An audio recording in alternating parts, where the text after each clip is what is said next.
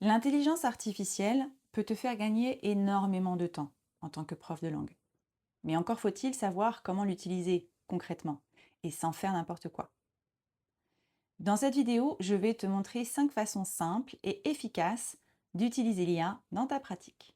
On va voir ensemble comment créer des exercices rapidement, différencier pour tes élèves, faire progresser tes élèves efficacement, gagner du temps sur tes documents et adapter les supports à tous tes élèves. Première utilisation ultra simple, générer des exercices de grammaire. Alors, on sait tous ce que c'est que de préparer des exercices de grammaire. C'est une vraie plaie.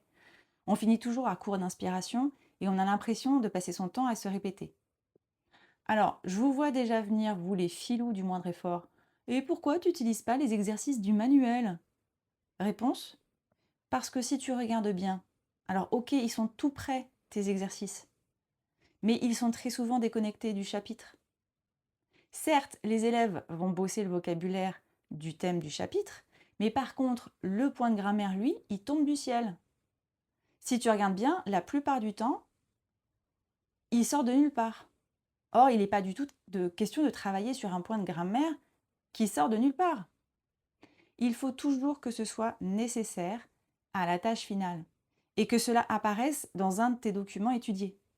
Si tu fais un chapitre sur l'écologie, pourquoi est-ce que tu travaillerais la possession? C'est complètement tiré par les cheveux. Est-ce que tu vas parler de notre planète et de sortir ses ordures, de recycler son carton? C'est pas très naturel. Et je doute que tu trouves beaucoup de documents qui te proposent ce point-là. Bref, difficile de se décharger avec le manuel au final. Moi, j'ai une solution beaucoup plus simple, qui me fait gagner énormément de temps. Au lieu de chercher pendant des heures, tu peux demander à l'IA de te créer directement un exercice. Il faut simplement lui donner les bonnes instructions et les bonnes informations. Tu vas lui donner le niveau de langue, la langue cible évidemment, sinon il va te faire un exercice en français sur le français, quoique ce sera pratique pour le FLE, mais pas pour les langues étrangères. Tu lui donnes aussi le thème que tu veux aborder pour que le champ lexical de l'exercice colle avec le thème de ton chapitre, et puis bien sûr le point de grammaire que tu souhaites travailler. Attention, par contre, il faudra peut-être affiner un peu ton prompt pour que tu aies exactement ce que tu veux.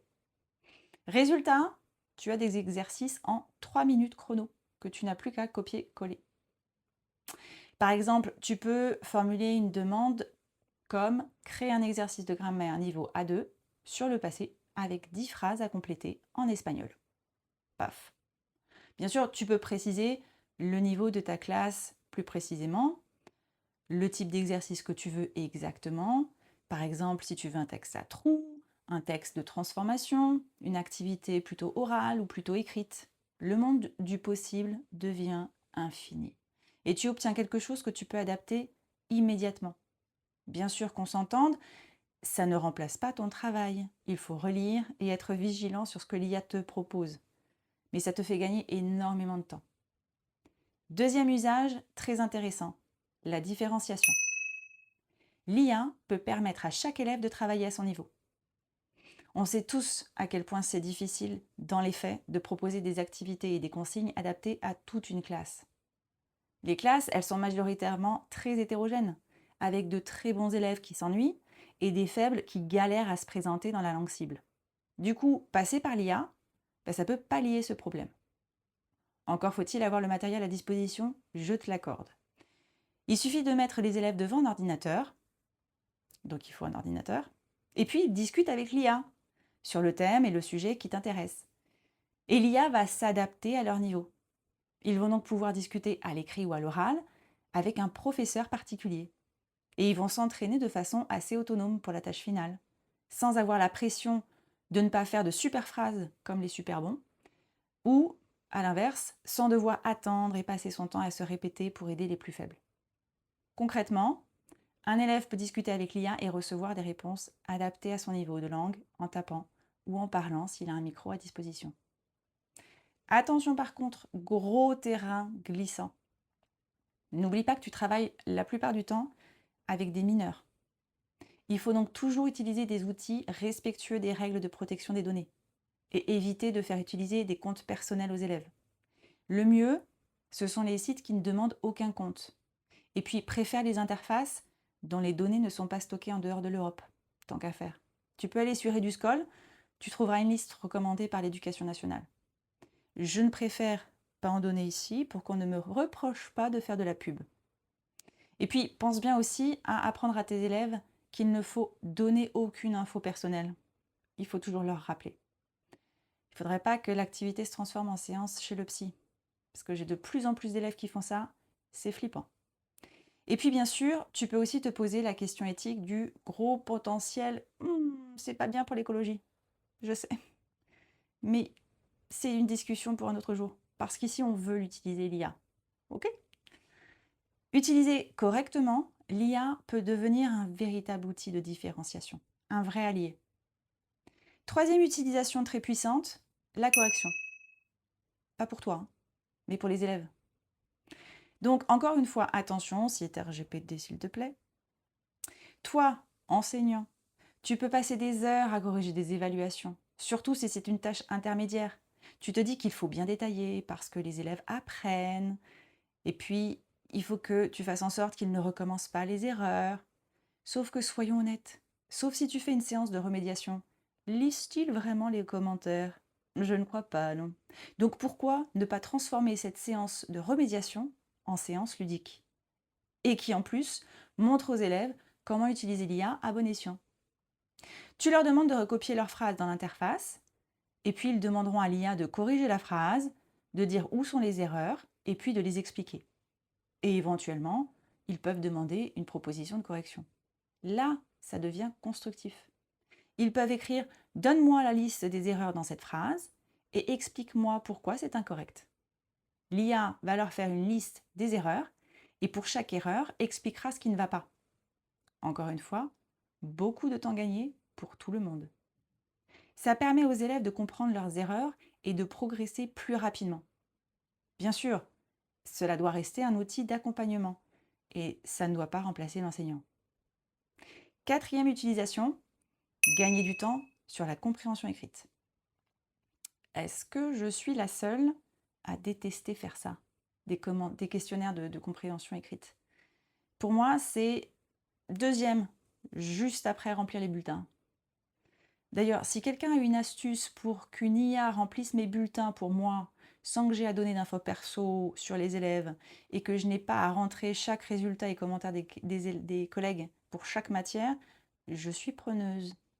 Bon, revenons à notre compréhension écrite. Encore une activité chronophage pour laquelle l'IA peut aider. Tu peux simplement donner un texte à l'IA, magique, et tu lui demandes de générer des questions. Ultra facile. Tu lui donnes le niveau des questions, éventuellement le format. Si par exemple tu veux une question vraie ou faux, des questions avec des réponses plus ou moins rédigées, à toi d'adapter à ce que tu veux et au niveau de tes élèves.